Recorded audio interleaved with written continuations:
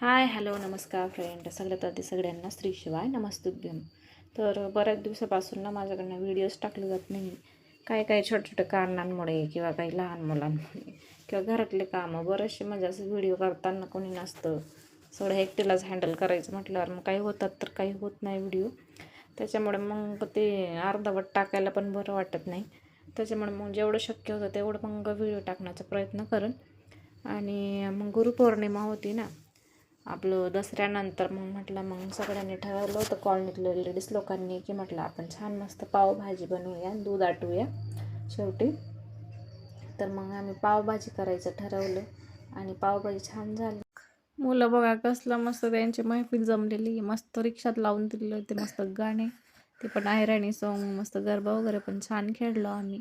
नंतर पावभाजी फायनल झाली. मग सगळं पहिले आधी मुलांना बसवलं, नंतर मग सगळ्यांनी खाल्लं. तर भेटूया नेक्स्ट ब्लॉगमध्ये.